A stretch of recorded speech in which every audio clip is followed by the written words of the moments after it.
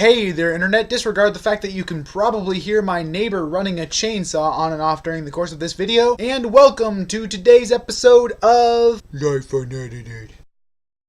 There's a stupid ant crawling on my foot, and I cannot get him to leave me alone. And before you say, you could totally just kill the ant, I don't like to kill bugs. It makes me sad, so leave me alone. Gah! Wow, that was maybe the girliest sound I've ever made. Might leave that in the video, might not. Who knows? Seriously, I keep flicking it away, and it keeps running across the floor back to my feet. It's like it likes me. So, Internet, it has officially been a week since I had to do anything for college, and I haven't quite started my summer jobish type things yet. And so I have pretty much spent the last 7 days with way too much time on my hands. Even though I've done a lot of reading and watching TV shows, haven't really been able to figure out what exactly I should do with myself for 24 hours every day. Now that I think about it, I realize that I have no idea why I wanted to start the video with that little tidbit, because it has nothing to do with what I actually wanted to talk about. So yeah. Anyway, what I did want to talk about is some very exciting television related news that has come out in the past 2 or 3-ish days, and that is there are 8 new comic book related TV shows that are going to be on next fall. And that makes me very, very excited.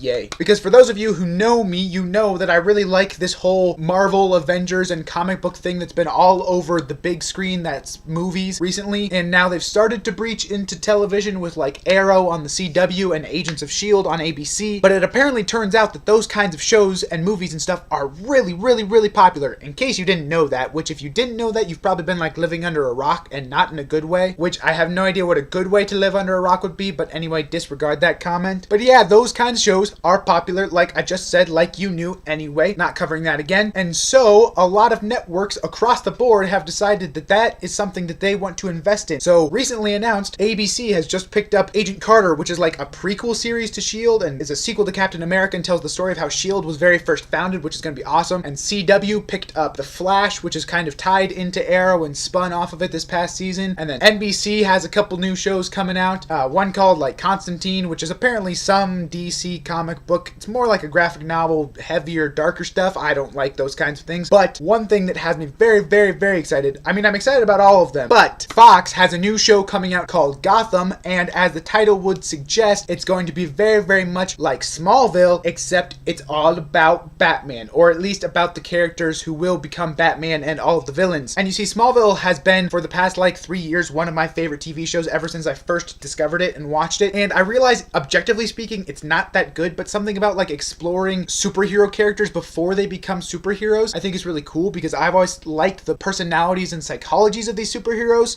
Granted, their powers are really, really cool too, but I like knowing about the people. And so a show like Gotham is supposedly going to be, which is technically about Commissioner Gordon, well, way, way before he was a commissioner. He was just Detective or Officer Gordon. I don't know, it's confusing, but it's about him, and it's about all of these criminals or people in the city of Gotham who eventually become the Joker and become Batman and become Penguin and become Catwoman and become Poison Ivy and become the Riddler, who's going to be awesome because Edward Nygma, that's the guy who becomes the Riddler, is just a sweet character. And I'm now realizing that this video is pretty much just an excuse for me to go on a comic book related nerdish type rant, and I'm sorry for that. Just don't watch it if you don't care about these kinds of things. But yeah, I'm very, very excited, and that's pretty much all I had to say. I just wanted to share it to you in case you hadn't heard the news. Hopefully some of you out there get where I'm coming from and like these same kinds of things. Let me know down in the commente section, what character would you love to see be on a TV show, even if it's totally outside the realm of possibility.